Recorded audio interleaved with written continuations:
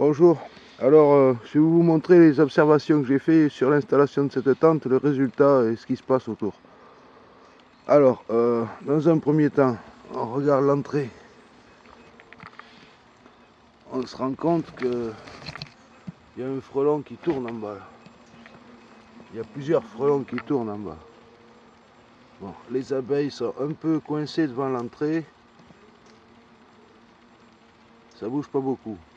Les abeilles bricolent devant l'entrée, mais il n'y a pas beaucoup d'entrées-sorties. D'accord? Pas beaucoup d'entrées-sorties. Il y a des frelons qui restent en bas, comme ça, qui chassent les abeilles en bas. Et souvent, il y a des frelons qui attrapent une abeille là et qui ressortent par ici, par où ils sont rentrés.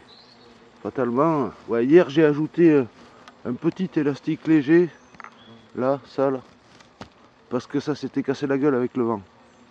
Pourtant il n'y a pas eu beaucoup de vent, mais tu vois, voilà un qui repart. Voilà, hop, il est rentré, il a pris une abeille et il repart.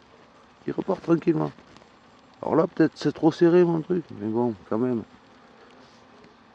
Quand même. Et puis alors, il y a un truc qui m'emmerde, moi, c'est le grand trou derrière là. Pourquoi il y a obligation d'avoir un trou aussi grand? On n'en a rien à branler. Si le trou s'arrêtait à ce niveau-là, au niveau du cul de la ruche, ça serait suffisant. Parce que hier soir, hier en fin de journée, j'ai vu qu'il y avait des frelons qui passaient par derrière, par le côté là. Tiens, voilà. Regarde. Alors ces petits frelons là, ils sont petits, ils sont pas gros ceux-là, c'est des petits connards. Des jeunes petits connards. Allez, petits connards, va là-haut. Faut que j'écarte ce truc. Allez, petit connard, dégage. Tiens, rentre, je te dis. Ah, je l'ai tapé avec l'appareil photo direct. Bon, alors après, ensuite, là, bon, ici, ben, il y a des frelons qui se prennent, qui sont prisonniers, comme prévu, tout va bien. Par contre, hier, j'en ai gaulé un, ici, là, derrière. D'ailleurs, le filet élastique a bougé. Voilà. Malgré qu'il y avait l'élastique comme ça, j'en ai gaulé un, là, j'ai mis une pince exprès. Regarde celui-là, s'il est très jaune. C'est un chinois, mais il a beaucoup de jaune. Ils n'ont pas tous la même quantité de jaune. Alors, j'en ai gaulé un hier qui était en train de foutre le camp, là. Il était passé sous le filet, il était en train de repartir avec une abeille dans la gueule. Tu vois, donc les pinces, ça pince pas suffisamment, il n'y en a pas assez. Et puis là, les coups de la bouteille, la bouteille, je sais pas comment vous faites pour la faire tenir en l'air, les gars. Il faut m'expliquer. Voilà, parce que je regardais pas mal de vidéos sur ces montages et il y a un truc qui m'emmerde, tu vois, regarde, de ce côté là. De ce côté, j'ai réussi à coincer la toile ici, sur le bord de la ruche, pour qu'il n'y ait pas d'intrusion par là, que ça passe pas par ici, là, que ça passe pas ici. Mais de l'autre côté, non, il n'y a pas moyen. De l'autre côté, il n'y a pas moyen de tenir ce truc fermé. Il y a toujours une ouverture là, sur le côté. Donc qu'est-ce qui se passe? Les frelons viennent, hein. Là je le coince comme ça, mais ça va rebouger dans la journée, c'est sûr. Bon voilà les observations du début, parce que il y a un truc qui m'emmerde, c'est que les frelons viennent chasser devant la porte en fait. Là ils sont pas là à l'heure qu'il est, mais hier soir c'était ça, hier en fin de journée c'était ça. Les abeilles, elles sortent quand même par les trous, par les mailles là, mais elles mettent un moment à trouver le chemin quand même. Bon, pour le moment dans le piège, on dirait qu'il n'y a que des frelons. Hein. On voit pas d'abeilles, mais je verrai quand je vidangerai plus tard. Mais bon, pour le moment il y a que des frelons. Ah ouais, puis j'ai vu un truc aussi, les tout petits frelons, ces sales races là, ils s'extraient par les mailles, ils passent dans les mailles, ils arrivent à sortir la moitié du corps, déjà. Enfin, les deux que j'ai gaulés, je les ai coupés avec un ciseau, mais ils arrivent, tiens, tu vois, regarde celui-là, il était dehors. Il a réussi à gauler une abeille qui essayait de sortir. C'est de la connerie, ça. Tu vois, ça c'est des trucs pas prévus, quoi. Alors, c'est bien gentil, j'en ai regardé des vidéos, j'en ai regardé une paquet. Alors, toutes les vidéos que tu vois, c'est l'idéal, ouais, c'est l'idéal, génial, ouais, tip top, plus d'embrouille, plus de frelons, machin. Ouais, soit vous montrez pas la vérité, les gens, soit vous foutez de ma gueule, ou je sais pas. Parce que là, les frelons, regarde, regarde, regarde, regarde.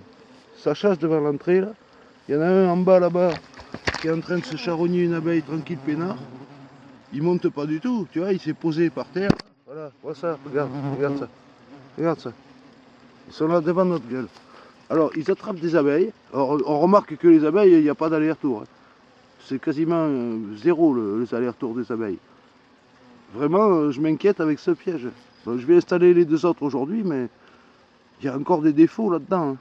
Il y a encore des sacrés défauts. Alors dire, tous ceux qui disent sur leur vidéo, c'est le meilleur piège du monde, fermez vos gueules. Dites pas ça.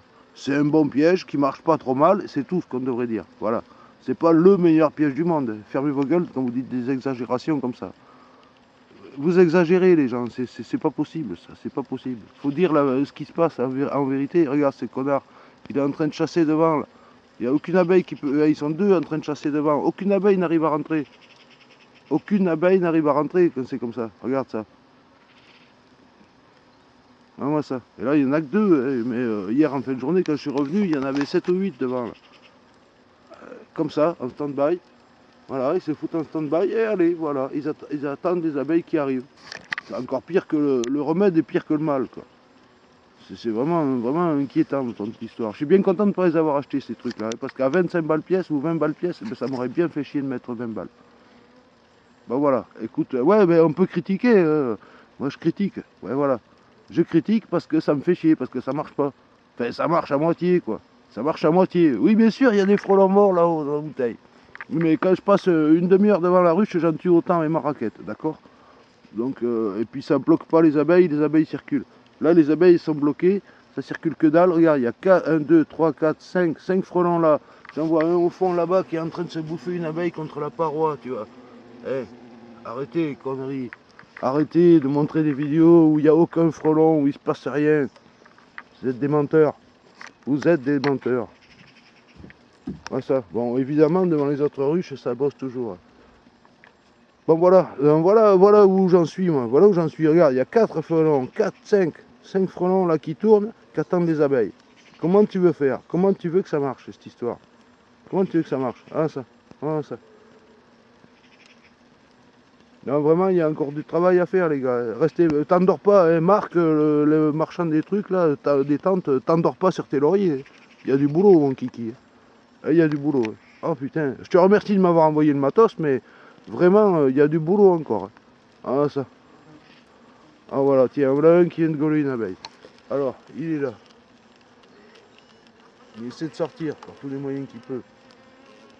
Et là, derrière, regarde, ça chasse. Ça chasse là derrière. Donc la toile de tente, ouais, réussite, moi je dirais 50%. Tu vois, il chasse là derrière. Il attend que des abeilles qui passent par là. Et pourquoi il attend là? Parce qu'il y a cette putain d'ouverture à la con. Putain, mais vous êtes mongoliens tous ou quoi? Je vais réduire cette ouverture, moi, ça me casse les couilles. Bon voilà, ouais, je suis pas gentil. Hein. Ben ouais, mais je suis pas gentil, non, je suis réaliste, con. C'est pas la même chose. C'est comme quand tu dis vive la France, oh c'est un fasciste. Mais allez vous faire enculer. Voilà, tu vois, la tente, ça fonctionne à peu près, mais c'est pas ça qui va sauver mes ruches. Ça, je le sais déjà. Ouais. Ça, je le sais déjà. Ouais. Voilà, alors je serais peut-être le seul connard à mettre une vidéo qui dit le contraire de ce qui est prévu, mais bon, moi je dis ce que je vois, quoi, c'est tout. Ouais.